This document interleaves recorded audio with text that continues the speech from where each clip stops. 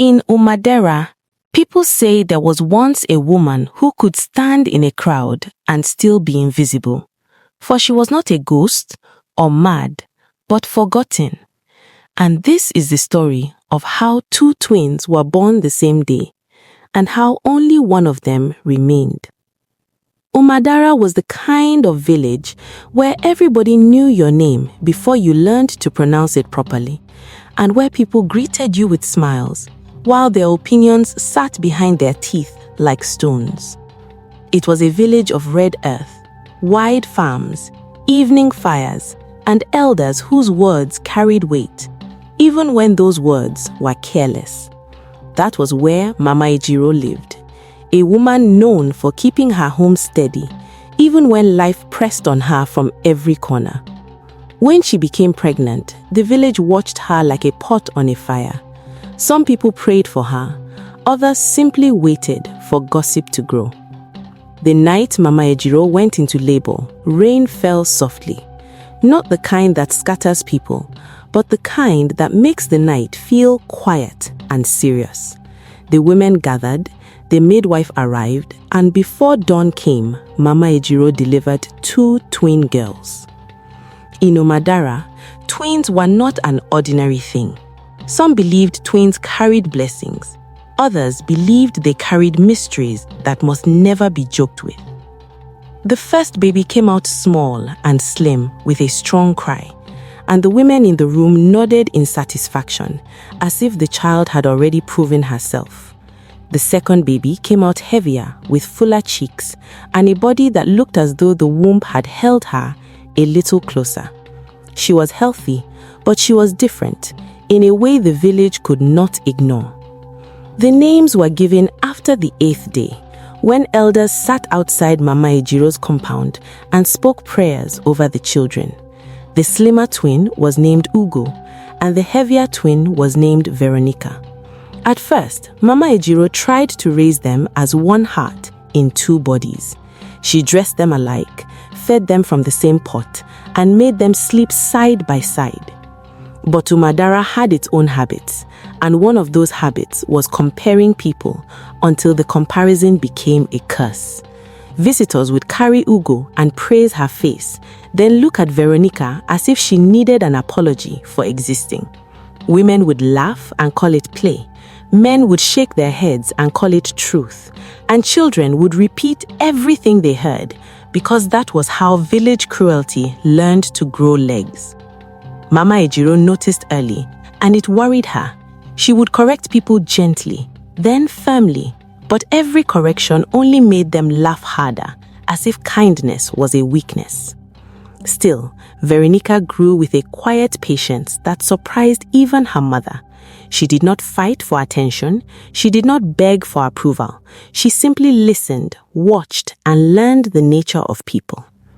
Ugo, on the other hand, grew into the kind of girl who noticed the power in praise and began to enjoy it. As the twins entered their teenage years, Umadara was no longer just watching them grow. Umadara was deciding, without anyone's permission, who deserved love and who deserved ridicule. And that decision would soon open a door none of them knew how to close. As the twins grew older, the difference between them became less about their bodies and more about the way the village treated them. Ugo learned early that admiration could be collected like jewelry, and she wore it proudly. When she walked through the market square, women called her frying girl and asked after her mother. Men greeted her with extra respect, and even the younger children moved aside for her, as if she was already important. Ugo accepted all of it with a smile that looked sweet on the outside, but carried a quiet arrogance beneath it. She began to speak as if the village owed her the best of everything, and because people were already in the habit of praising her, nobody corrected her quickly enough. Veronica's experience was the opposite. She could do the same work, carry the same water, and still be treated like an afterthought. Even when she dressed well, even when her hair was neatly packed, even when she smiled, the village saw her through the one thing they had chosen to focus on, and they behaved as if she was lucky just to be tolerated. Some people made jokes loudly in front of her, then laughed again when she didn't respond. Others did it quietly, the way whispering can cut deeper than shouting. Over time, Veronica learned that reacting gave people more entertainment, so she began to protect herself with calmness. She would answer greetings politely, do her chores, and move on. The village interpreted that calmness as weakness, but it was not weakness, it was survival. Ugo did not help matters. It started with small mockery at home, the kind siblings might throw at each other, but it did not remain small for long. If Veronica wore a new wrapper, Ugo would comment that it looked stretched. If Veronica joined other girls in laughter, Ugo would ask loudly what she was laughing about, as if she had no right to joy. If boys came around, Ugo would make sure Veronica stood behind her, not beside her. The cruelest part was that Ugo made these statements in a playful tone, so that anyone who challenged her would be accused of lacking humor. Mama Ejiro tried to correct her, but Ugo was clever. She would apologize with her mouth and continue with her behavior. One afternoon, during a village gathering, a group of young men were discussing marriage as if it was a game. Someone mentioned that Ugo would be married to a wealthy man, and they all agreed quickly. Then one boy, trying to impress others, turned to Veronica and laughed that no man would carry such a load. The laughter that followed was heavy and shameless, and even some women joined in, pretending it was just teasing. Veronica stood there with her hand held together, listening to the insult wash over her. She did not cry, she did not shout. She simply looked away and walked slowly home. The silence she carried that day was not empty. It was full of things she couldn't say out loud. That night, Mama Ejiro found her sitting alone behind the house, staring toward the trees where the village path narrowed and disappeared. Veronica looked like a girl who had accepted too much, and Mama Ejiro's heart tightened because a mother knows when her child is swallowing pain like food. She held Veronica close and told her that Umudara did not define her. Veronica nodded, but her eyes said something else, something deeper. It was the look of someone who had begun to wonder whether life would ever reward patience, or whether patience was just another way of suffering politely. And while the village continued to praise Ugo's beauty, they did not notice the quiet changes in Veronica. Changes that would later explain why the impossible chose her and not the one who believed she deserved everything. The market day that changed everything did not begin with thunder or spiritual signs. It began like any other market day in Umudara, with women spreading goods on mats, traders shouting prices, smoke rising from roasted corn, and children running between legs like they owned the earth. Market day was not only for buying and selling, it was also when the village measured itself, when people compared clothes, compared families, compared progress, and used gossip as entertainment. Mama Ejiro sent both girls to the market to help her sell dried vegetables and palm oil. And as usual, Ugo walked ahead, as if Veronica's presence behind her was a shadow. Veronica carried the heavier load without complaint. She greeted customers with a soft respect that made older women nod in approval, and she arranged the goods neatly, careful not to waste anything. Ugo, however, was more concerned about how she looked while working. She laughed loudly with her friends, accepted compliments like a queen receiving homage, and occasionally threw small insults at Veronica, especially when she noticed boys watching. At some point, an older woman asked Veronica for a measure of palm oil, and Veronica served her politely. The woman thanked her, then added, almost as an afterthought, that her kindness was too much for a girl like her. It was said like advice, but it carried the familiar poison of Umudara, the belief that certain people did not deserve certain virtues. Later that day, As the sun climbed and people began to complain about heat, a strange movement entered the market. It wasn't dramatic at first. A few traders looked up, then quieted, then stood straighter, as if someone important was approaching. Women adjusted their wrappers quickly, and even young men who were usually loud began to behave with a forced maturity. Then, Veronica saw him, not because someone announced him, but because the air around him seemed to change. He did not arrive with an army or with drummers. He arrived with 2 attendants and a calm confidence that made people create space without being told. He was a young man dressed simply but richly, the kind of richness that does not beg for attention. His eyes moved over the market like someone searching for something specific, not like someone admiring what he could buy. People whispered quickly, "Prince Oni?" Some said he had been away for long. Some said he traveled with elders and learned things that ordinary men should not know.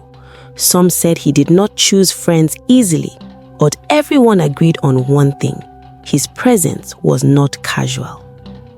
Ugo noticed him too, and her entire posture changed. She fixed her hair, softened her smile, and began to behave like a girl prepared for destiny. She nudged Veronica to stand farther back, almost as if Veronica's closeness could reduce her own chances. Veronica obeyed without argument, because that was what she had learnt in Umudara. Step aside and avoid unnecessary shame. But what happened next was the first crack in everything the village believed. Prince Oni did not look toward Ugo the way men usually did. He did not even pause near her. His gaze moved past her like she was part of the market air. Instead, his eyes settled on Veronica, not with pity, not with surprise, but with recognition, like someone who had been searching for a face he once saw in a half-remembered dream. Veronica, confused, lowered her eyes respectfully, expecting him to pass. But he didn't. He stepped closer, and the market shrank into silence. Then, in a voice calm enough to sound ordinary, but firm enough to command attention, he greeted Veronica directly and asked her name. The question alone felt like an insult to Ugo, because in Umudara, beauty usually received the first greeting. Veronica answered quietly, and Prince Oni nodded, as if confirming something. The villagers watched, waiting for laughter, waiting for the prince to correct himself, waiting for the normal order of things to return. But the order did not return. Instead, the prince smiled slightly, as though the story he came to find had finally opened its first page. And in that moment, Ugo's eyes hardened, because nothing stings like being ignored in front of the people who always praised you. After Prince Oni spoke to Veronica in the market, the silence that followed did not feel normal. It felt like the kind of silence that comes when something happens that people cannot explain and they do not want to say the wrong thing. Traders who were shouting prices earlier suddenly remembered they had throats. Women who were laughing with their friends suddenly became serious. Even children who usually ran around stopped moving for a moment because the adults around them had changed. In Umudara, attention was a kind of power. Everybody knew that. And the truth was simple. Prince Oni had given Veronica a kind of attention the village never gave her, and that alone was enough to shake the ground under everybody's feet. Veronica herself looked confused. She did not know whether she should respond more than she already did. She answered his greeting, lowered her eyes, and held her hands together like a girl who did not want to attract trouble. But Prince Oni did not move away quickly like people expected. He asked her how her mother was doing, and he spoke to her as if she mattered. It was not a loud conversation, but it was clear enough for people nearby to hear. Veronica tried to answer politely, and her voice was steady, even though her heart was beating fast. She was used to being ignored, so being noticed in that way felt strange, like wearing a cloth that did not fit. Ugo stood close by, but the prince's eyes did not rest on her. It was as if she was not the one he came for. And for Ugo, that was the worst kind of shame. She had always believed her beauty was a door that opened any place she wanted to enter. She had watched boys struggle for her smile, watched women praise her face, watched even elders speak gently when she was around. But in that market, with everybody watching, she felt her power slip like sand through fingers. She tried to laugh and act as if nothing mattered, but her laugh did not sound the same. She adjusted her wrapper, fixed her hair again, and waited for the prince to look her way. He did not. When Prince Oni finally left the market area, people began to talk again, but their voices were low first, as if the prince might still be listening. Some women whispered that Veronica must have used spiritual means. Some men laughed and said it was impossible for a prince to choose someone like that, so something must be wrong. A few people even said Veronica must be a hidden daughter of some special person. But the truth was that nobody wanted to believe the simplest thing, which was that the prince's eyes had seen something Umudara refused to see. Ugo did not wait for the gossip to finish. She picked up her things sharply and told Veronica they were going home. On the way back, she did not talk much. When Veronica asked if she was okay, Ugo answered with a cold voice and said Veronica should not start behaving as if she had arrived. Veronica stayed quiet and continued to walk. She was learning something new. It was possible for someone to dislike you even more when you received the smallest favor.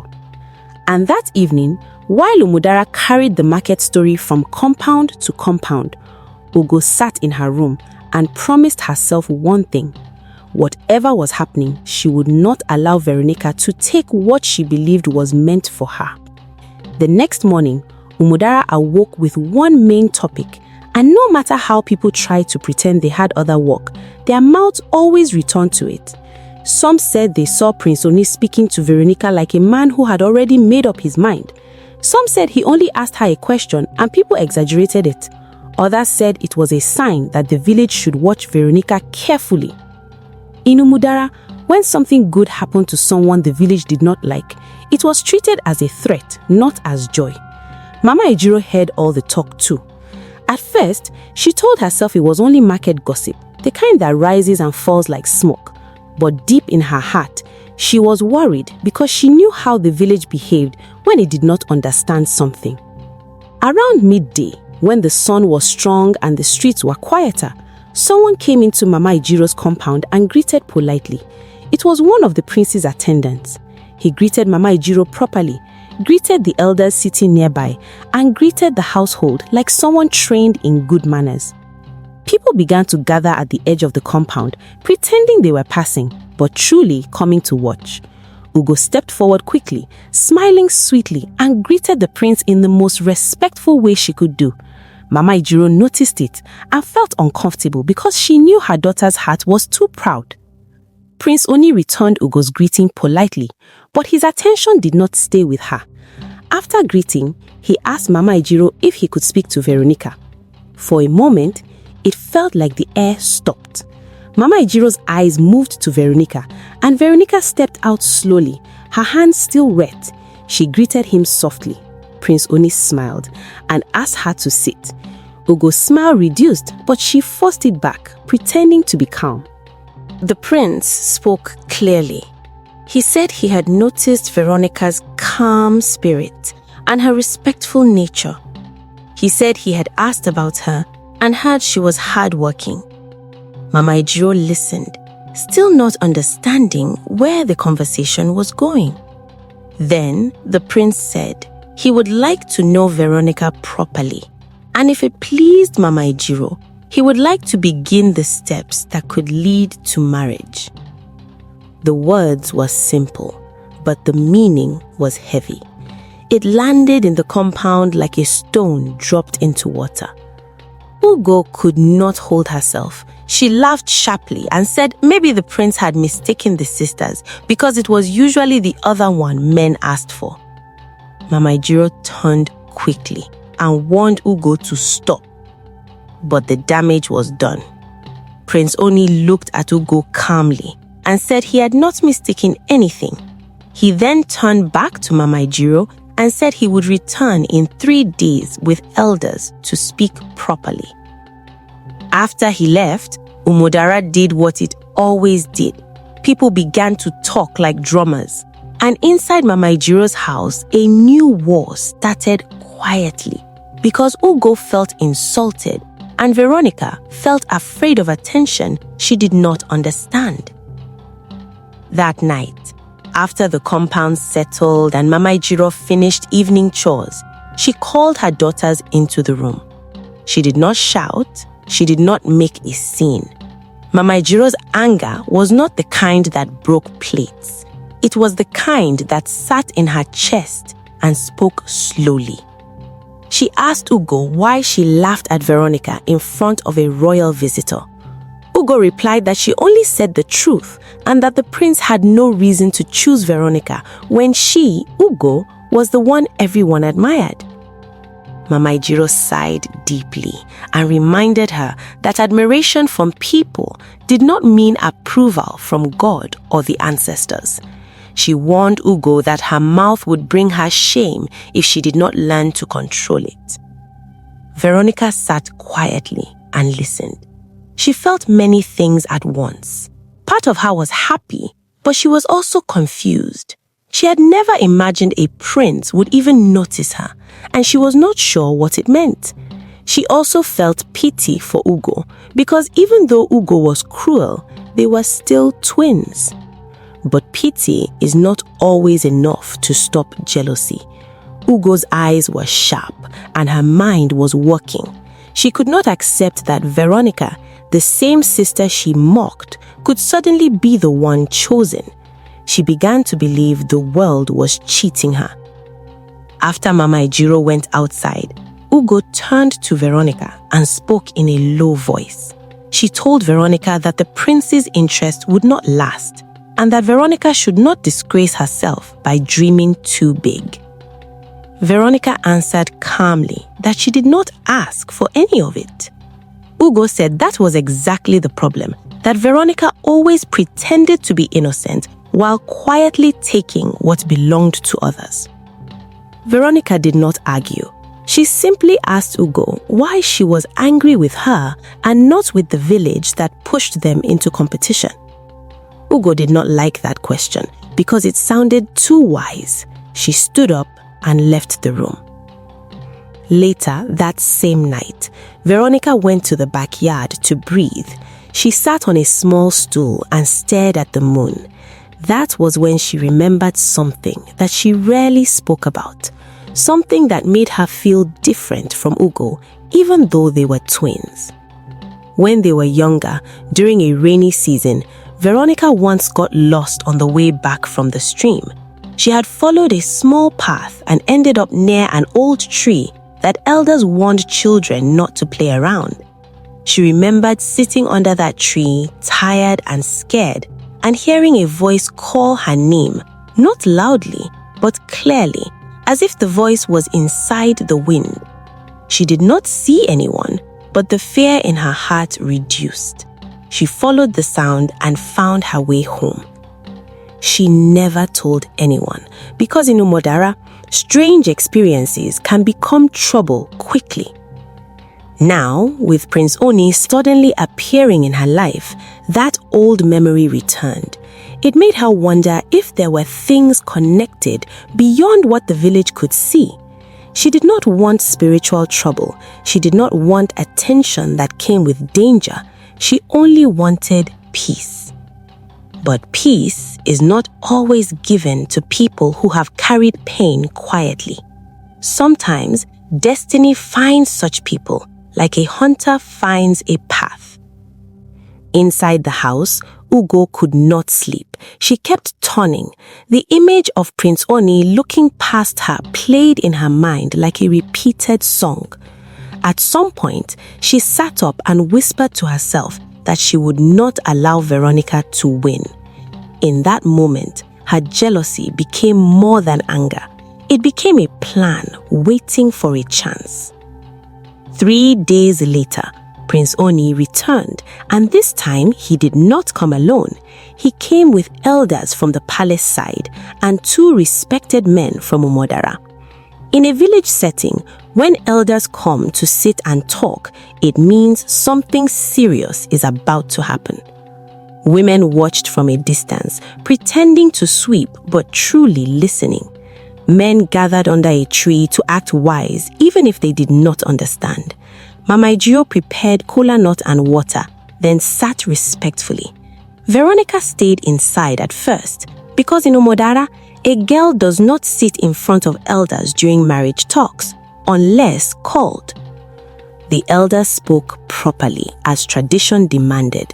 They praised Mama Ejiro for raising 2 daughters and they spoke about peace between families. Prince Oni's elder representative then spoke plainly. He said Prince Oni had come to express serious interest in Veronica and would like to begin the marriage steps. Mama Ejiro's hands trembled slightly, not from fear, but from the weight of the moment.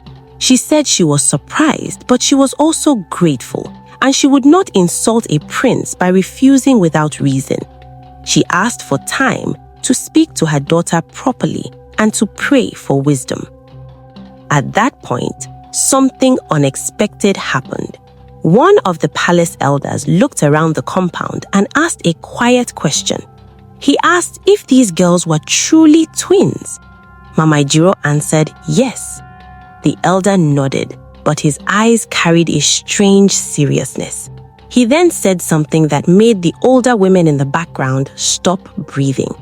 He said, in old times, twins were not just children, they were signs. He said when one twin is lifted suddenly, the other twin must guard her heart because jealousy between twins is one of the quickest roads to spiritual disaster. The elder's words sounded like advice, but it also sounded like a warning. Ugo, who was listening from the side, felt embarrassed and angry. In her mind, the elder had already judged her. She wanted to step forward and show her goodness, but Mama Ejiro's eyes warned her not to move. Prince Oni spoke only once during the meeting, and when he did, the compound became still again. He said he was not making a careless choice. He said he knew what he wanted, and he was ready to honor Veronica. Then he added one statement that sounded simple but carried hidden meaning. He said Veronica should not be afraid of the attention because her life had been watched longer than she knew. When the elders left, Umudara exploded with talk. People who mocked Veronica yesterday now began to act like they always supported her.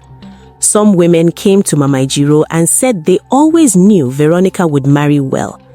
Mama Ejiro smiled politely, but she understood human behavior. People love success, but they hate the person who succeeds before them. That evening, Mama Ejiro called Veronica and spoke gently to her.